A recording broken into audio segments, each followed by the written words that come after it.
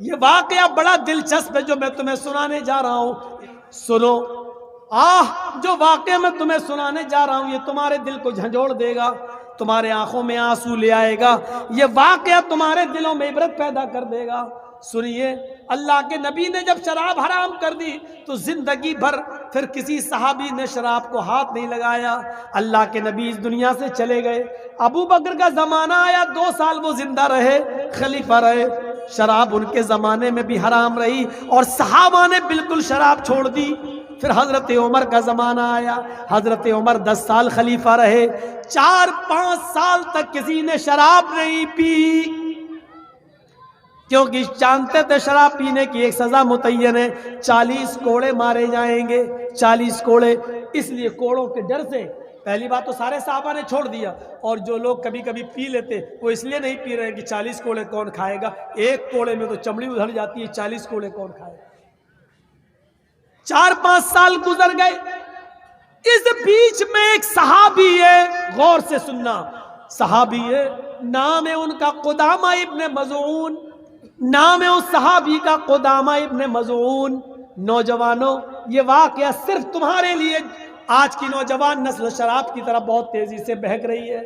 جب 1 جنوری کو ہمارے یہاں لڑکے اور لڑکیوں نے شراب پیو، اور کالج کے لڑکے اور لڑکیوں نے شراب پیو، اور اس کے بعد ناچ ڈانس کیا ہو، تو آپ اندازہ لگاؤ کہ یہ نوجوان نسل، لڑکوں کے ساتھ ساتھ لڑکیاں بھی شراب کی طرف کیسے بہک رہی ہیں اور جا رہی ہیں۔ سنیے، قدامہ ابن مظعون جو بہت بوڑھے ہو چکے ہیں اور ان کو 20 بیماری ملوث ہے، 20 بیماری میں ملوث ہیں، ان کو سر میں درد بھی رہنے لگا، ان کو پیٹ میں درد بھی، ہڈیوں میں درد بھی، وہ کبھی کبھی اٹھتے تو مسجد میں چلے جاتے اور کبھی بیچارے گھر ہی پہ نماز پڑھ لیتے اپنے بستر پر۔ ایک رات میں ان کو درد ہونے لگا۔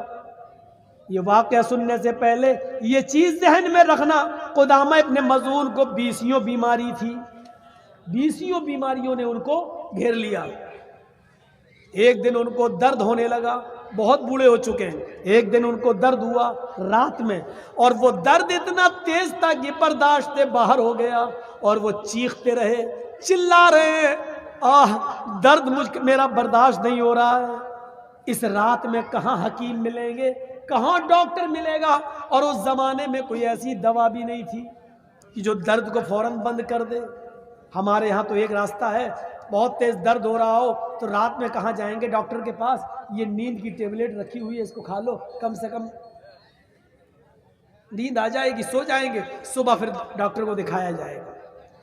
سن لیجئے، بغیر کسی ڈاکٹر کے مشورے کے اور بغیر کسی بڑے ڈاکٹر کے نیند کی گولی لکھے ہوئے اپنی مرضی سے جو لوگ نیند کی ٹیبلٹ درد کی وجہ سے کھا کے سو جاتے ہیں رات میں، یہ بھی شراب پینے کے حکم میں داخل ہے۔ نوٹ کریے گا میری بات کو، اگر آپ کو کسی ڈاکٹر نے نہیں بتایا اور آپ نے اپنی مرضی سے ٹیبلٹ کھا لی تو آپ نے ٹیبلٹ نہیں کھائی ہے، آپ نے شراب پی۔ قدامہ ابن مظعون کے گھر والے کہنے لگے، اتنی تیز درد ہو رہا ہے، ہمارے گھر میں بہت پرانی ایک شراب رکھی ہوئی ہے، حرام ہو جانے کے بعد کسی نے اس کو ہاتھ نہیں لگایا ہے، بہت درد ہو رہا ہے آپ کو، ایسا کر لو، آدھا گلاس شراب ہم آپ کو دیے دیتے ہیں، 2 گھونٹ شراب، 3 گھونٹ شراب، یہ پی لیجئے، اس سے آپ کو نیند آ جائے گی اور آپ آرام سے سو جائیں گے، کل صبح کسی اچھے حکیم سے مل کر آپ کا علاج کرایا جائے گا، کم سے کم رات تو آپ کی کٹ جائے گی۔ قدامہ ابن مظعون نے سوچا کہ مجھے 20 بیماری ہے اور درد بہت زیادہ ہے، اس لیے مجبوری میں شامل ہے، لہذا ایسی مجبوری میں شراب پینا کوئی بری بات نہیں ہے۔ انہوں نے کہا لاؤ اس مجبوری میں 2 گھونٹ شراب پی لیتا ہوں۔ قدامہ ابن مظعون نے اپنے گھر والوں سے کہا، وہ شراب کی بوتل لے آیا اور 2 یا 3 گھونٹ، آدھا گلاس کے تقریباً شراب ان کو پلا دی گئی، تھوڑی دیر کے بعد ان کو غنودگی آ گئی اور وہ سو گئے، اور سونے کے بعد ان کی نیند صبح ہی کھلتی ہے۔ لیکن صبح تک یہ خبر 2-3 صحابیوں کو پتہ چل گئی، جن میں ابو ہریرہ بھی شامل تھے، اور یہ لوگ حضرت عمر فاروق کے پاس آئے اور کہنے لگے امیر المومنین کیا شراب حرام نہیں ہوئی ہے؟ ہاں ہو گئی ہے۔ آپ نے سنا ہے؟ کہا نہیں سنا ہے۔ کل کی رات میں قدامہ ابن مظعون نے تھوڑی سی شراب پی لی ہے۔ اچھا، بیمار تھے اور ان کو بہت درد تھا، اس لیے وہ وہاں چلے گئے اور شراب پی لیے۔ حضرت عمر فاروق نے اپنے قاصد کو بھیجا، جاؤ قدامہ ابن مظعون کو میرے آفس میں دربار خلافت میں لے کر آؤ۔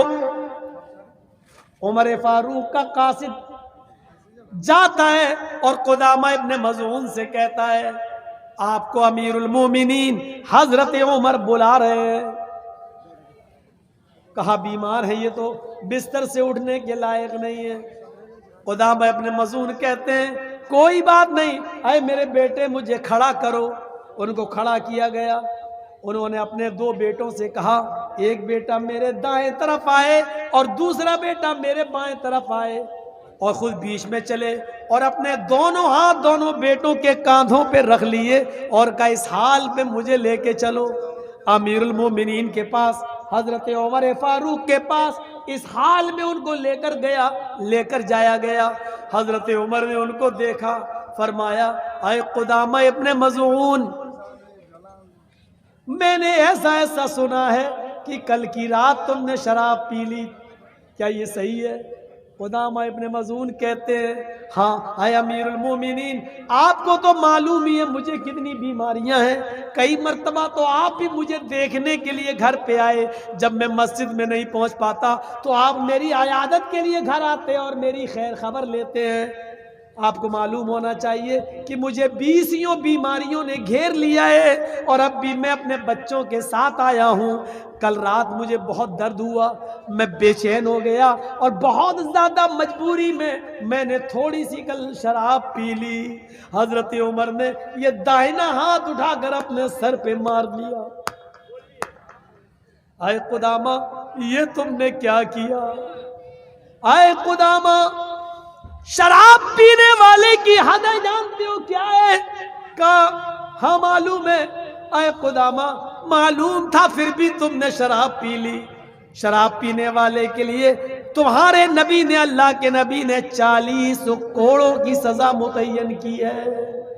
حضرت قدامہ کہتے ہیں ہاں معلوم ہے اے امیر المومنین، لیکن آپ کو معلوم ہونا چاہیے کہ مجھے 20 بیماری ہیں، اور رات میں اتنا تیز درد تھا کہ برداشت سے باہر تھا، اس لیے میں نے مجبوری میں شراب پی ہے۔ اس لیے میرے لیے مجبوری میں شراب کی رخصت شریعت دیتی ہے۔ حضرت عمر نے کہا اے قدامہ شریعت تمہیں کہاں رخصت دیتی ہے؟ اللہ کے رسول کے زمانے میں شراب حرام ہو گئی تھی، اس کے بعد جو لوگ شراب پیتے پکڑے گئے ان کو 40 کوڑے مارے گئے۔ کسی نے کہا مجھے بخار تھا، پھر بھی نبی نے ان کو 40 کوڑے لگائے۔ کسی نے کہا مجھے یہ بیماری تھی، نبی نے پھر بھی 40 کوڑے لگائے۔